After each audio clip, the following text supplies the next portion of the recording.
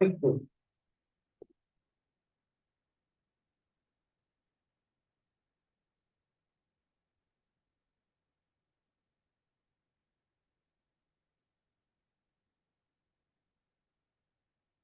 सी starting या नहीं? अच्छा ठीक है okay okay, take your time, कोई बात।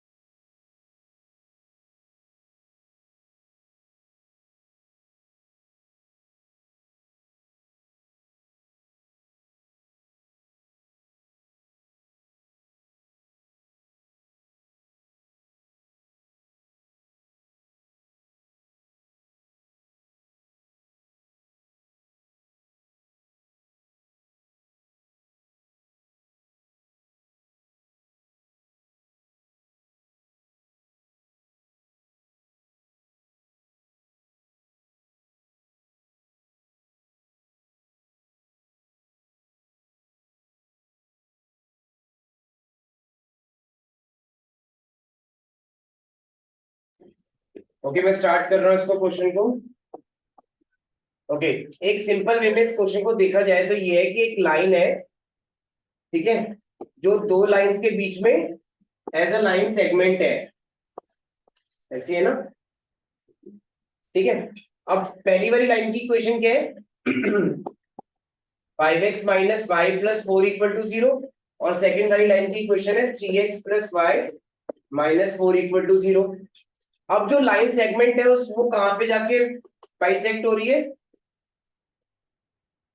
ठीक है, 1,5 पे। तो ये मैंने ए पॉइंट ले लिया, ये बी। मान लो मैंने इस पॉइंट को लिया x, y और इस पॉइंट को लिया h, k, ठीक है। So what will B x plus h/2, 1, and y plus k/2, 5, क्योंकि वो मिड पॉइंट है। m ले लेते हैं इसको। हमें ए बी लाइन की इक्वेशन निकालनी है,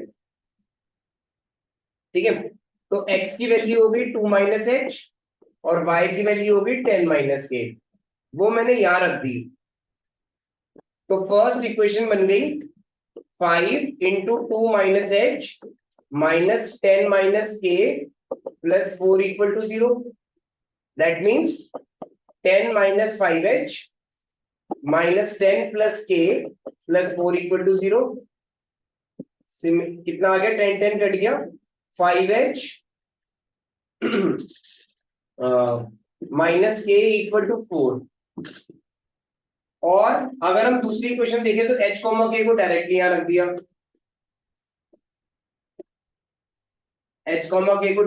रख दिया, तो सेकंड इक्वेशन बन गई 3h + 4k - 4 = 0। अब इन दोनों से हम क्या निकाल लेंगे, h और k। फिर 2 पॉइंट फॉर्म लगा के इसकी इक्वेशन आ जाएगी। क्वेश्चन समझ में आ गया।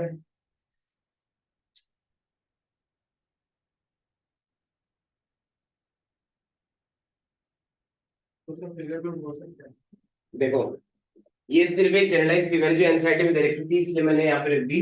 नहीं तो आप इस फिगर को नहीं भी देख रहे तो भी कोई प्रॉब्लम नहीं है। इसे समझ में आ गया जल्दी से क्वेश्चन। बस अब कुछ नहीं करना, आपको एच और के निकालना है और जल्दी से 2 पॉइंट फॉर्म लगा के आंसर निकालना है। आंसर यही आना चाहिए। इसमें थोड़ी मेहनत लगेगी तो इसलिए करो।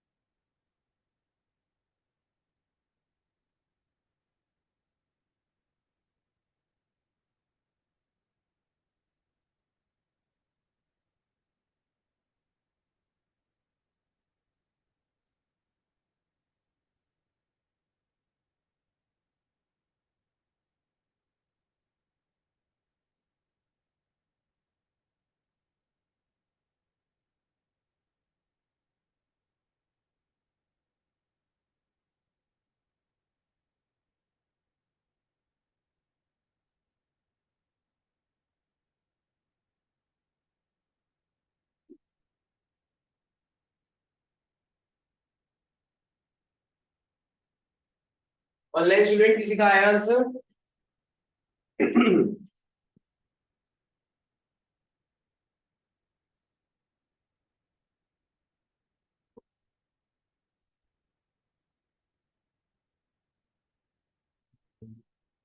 एच की वैल्यू क्या आ रही है? एच की वैल्यू आ रही है 20/23। ओके, और y की, सॉरी k की 8/23। यानी इसका मतलब जब हम इस लाइन की इक्वेशन निकालेंगे तो 2 पॉइंट फॉर्म कराएंगे। सो y-5 upon x-1 is equals to 8/23 -5 upon 20/23 -1। अब इसको सॉल्व करके यहाँ इसको लेके आना है।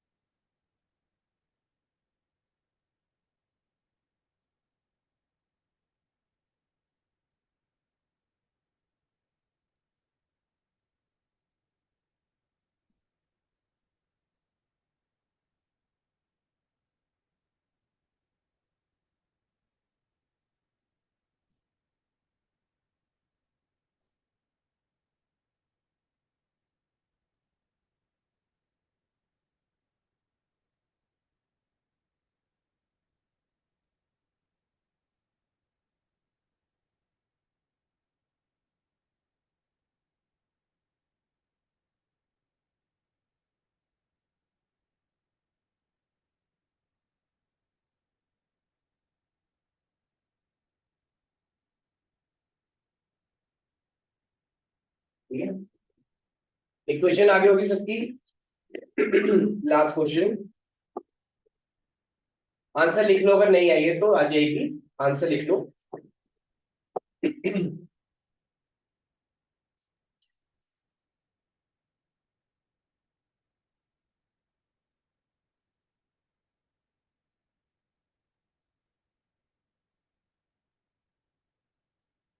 लास्ट क्वेश्चन है ये, क्या लग रहा है, क्या क्वेश्चन है? Show that P must move on a line if sum of the perpendicular distances of a variable point from the two lines is always 10। इस क्वेश्चन की डेप्थ जो है बहुत इंपॉर्टेंट है वो। ठीक है, तो एक लाइन तो ऐसी है x + y - 5 = 0, और दूसरी लाइन है ये 3x - 2y + 7 = 0। और जो भी एक पॉइंट है वो इन दोनों से हमेशा कितना दूर है एडिशन करके, तो d1 + d2 हमेशा क्या है 10। ठीक है, अब ये पॉइंट अपनी पोजीशन चेंज करके P1 से P2 पे आ गया। अभी भी क्या डिस्टेंस है, अभी भी क्या डिस्टेंस है d1 + d2 का 10। अब ये पॉइंट अपना डिस्टेंस, अपना पोजीशन बदल के यहां पे आ गया। अभी भी क्या डिस्टेंस है दोनों का, d1 और d2 का 10। तो वो कह रहे हैं कि जो लाइन, जो पॉइंट मूव कर रहा है वो एक स्ट्रेट लाइन में मूव कर रहा है। जो लाइन, जो पॉइंट मूव कर रहा है वो स्ट्रेट लाइन में मूव कर रहा है। फॉर एग्जाम्पल, अगर आप मुझे नोटिस करो तो मेरे पास एक ये वाली बॉल है और एक ये वाली बॉल है। मैं यहां से लेकर यहां तक का जो डिस्टेंस है वो भी 10 है, फिर मैं थोड़ा सा आगे बढ़ गया अभी भी 10 है, आगे तक चला गया फिर भी 10 है। तो मैं एक स्ट्रेट लाइन में मूव कर रहा हूँ, ये प्रूव करना है। तो हमें लास्ट जो लिखा हुआ है वो ये कि हमें एक इक्वेशन निकालनी है किसकी, स्ट्रेट लाइन की, लेकिन उसमें हमें लॉजिक यूज करना है d1 + d2 का। तो कोई बता सकता है मुझे d1 क्या होगा? d1 किसके इक्वल होगा? ax1। d का फॉर्मूला क्या होता था? ax1 plus b by one plus c upon root a square plus b square with mod. तो d1 की वैल्यू क्या हो गई? d1 की वैल्यू d1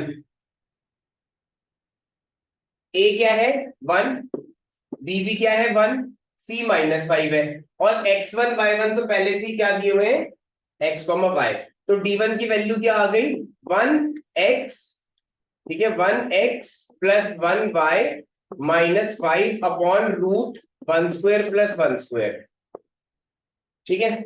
और d2 की वैल्यू क्या आएगी 3x, वो भी परपेंडिकुलर डिस्टेंस है, -2y plus 7 upon root 3 square plus -2 square. Have you understood? Now what will be d1 plus d2? 10। तो अब मॉड जो है एक बार पॉजिटिव खुलेगा एक बार नेगेटिव, तो हमारा जो केस 1 होगा उसमें मैंने क्या लिया, दोनों को पॉजिटिव लिया। तो पहली इक्वेशन क्या बन गई x plus y -5 upon root 2 plus 3x -2y plus 7 upon root 13 is equal to 10। तो एलसीएम लेके क्या बन रहा है, एलसीएम लेना root 13x plus root 13y -5 root 13 plus 3 root 2x minus 2 root 2y plus 7 root 2 is equal to 10 root 26। अब इसमें से कॉमन ले लो कुछ, तो क्या कॉमन है x कॉमन है, तो root 13 plus 3 root 2 x plus root 13 minus 2 root 2 y common है इसमें से, और बाकी सबको उधर ले जाओ। तो 10 root 26 minus 5 root 13 plus 7 root 2, sorry minus 7 root 2, ये प्लस है माइनस है, ठीक है। ये हमारा केस 1 हो गया। कोई बता सकता है केस 2 क्या होगा? इक्वेशन तो मिल गई, या तो केस 1 होगा। अब केस 2 में क्या लिया, दोनों को नेगेटिव, ठीक है। केस 3 में क्या लेंगे, एक पॉजिटिव एक नेगेटिव, और केस 4 में अगर एक नेगेटिव एक पॉजिटिव। तो आप इन चारों में से कोई एक क्वेश्चन भी कर देते हो और बाकी सब में नहीं लिखते तो भी पूरे मार्क्स मिलते हैं इसमें, कोई भी एक केस कर दो, क्योंकि इक्वेशन जो आएगी उसमें वो सारे पॉइंट्स होंगे। हाँ, तो आपको एक ही करना है, ठीक है। बस ये जरूर लिख लो कि both negative, both d1 and d2 are negative. इसमें क्या था, both d1 and d2 are positive, फिर d1 is negative and d2 is positive, और इसमें क्या होगा d1 is positive and d2 is negative. पर आपको पेपर में एक ही करना है।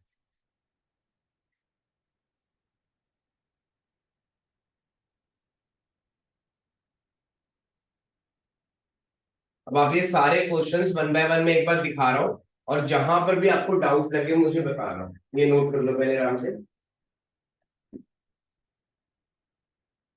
स्ट्रेट लाइंस ठीक लगा है नहीं, अब थोड़ा कॉन्फिडेंस आया है या लो हो गया, राइज हुआ है या लो हुआ है? आज करने के बाद थोड़ी लो ही लग रहा है मुझे, ये पता नहीं कौन आज कौन सी क्लास होगी स्ट्रेट लाइंस की। इसकी मैं रिकॉर्डिंग्स भी शेयर करूंगा, अगर कोई चीज नहीं समझ में आई तो अभी आज ही अपलोड कर दूंगा। इन केस अगर नहीं समझ में आता है तो मुझे बताना है। पीपीटी भी शेयर कर रहा हूँ।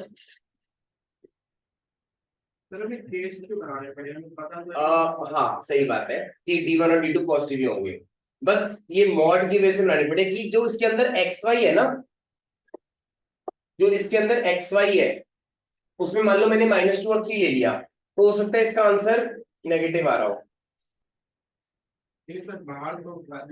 मॉड पॉजिटिव ही आएगा, बिल्कुल सही बात है। जब ये ओरिजिनली था, ठीक है ना, हमने मॉड क्यों लगाया था, एक्स और वाई की वैल्यू पर डिपेंड करती है। कि मॉड इसलिए लगाया था कि नेगेटिव है, तो कोई मॉड मतलब जब हम केसेस खोलते हैं ना, तो इसका मतलब पहले क्या था जो मॉड लगाने के बाद चेंज हो गया। तो पहले था कि D1 और D2 पॉजिटिव रहे, या फिर D1 और D2 नेगेटिव रहे, ठीक। तो इन चारों में से जब हमने मॉड लगाया तो क्या हो गया होगा, सारी इक्वेशन एक ही हो गया होगी। ओरिजिनली क्या था वो बताना पड़ता है, बस लिखना होता है पेपर में, तो एक से ही सॉल्व करना है आपको।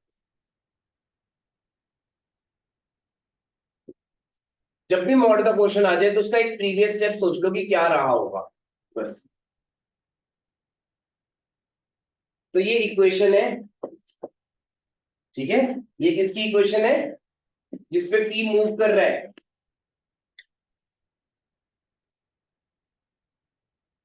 कहां से पता चला कि P वेरिएबल है, लिखा हुआ है, वरना फिक्स होता अगर तो इक्वेशन नहीं निकाल पाते हम। आ गया। और कई बार पेपर में ऐसे कर देते हैं कि निकालो कि ऐसा कुछ क्वेश्चन दे देंगे कि वो पैराबोला पे है, ठीक है, या फिर वो बोलेंगे कि वो एलिप्स पे है, या वो बोल देंगे कि वो पॉइंट सर्कल पे है, ठीक है। सो कोनिक सेक्शन और स्ट्रेट लाइंस में क्या फर्क है, स्ट्रेट लाइंस में सारी चीजें स्ट्रेट है, कोनिक सेक्शंस में क्या है, सारी चीजें कर्व्ड है। Parabola, ellipse, hyperbola, circle. देखो फिक्स पॉइंट होता इक्वेशन नहीं निकल पाती, ये ऐसी का ऐसी रहता। बस आप D1 plus D2 is equal to ये कर देते, तो आपके पास ये वाला जो एक्स वाई है वो पॉइंट रहता। और हम इसको इक्वेशन क्यों नहीं बोल पा रहे, क्योंकि वो एक ही पॉइंट है, collection of point. We are not sure कि हाँ वो पी जो कहीं और भी जा सकता है।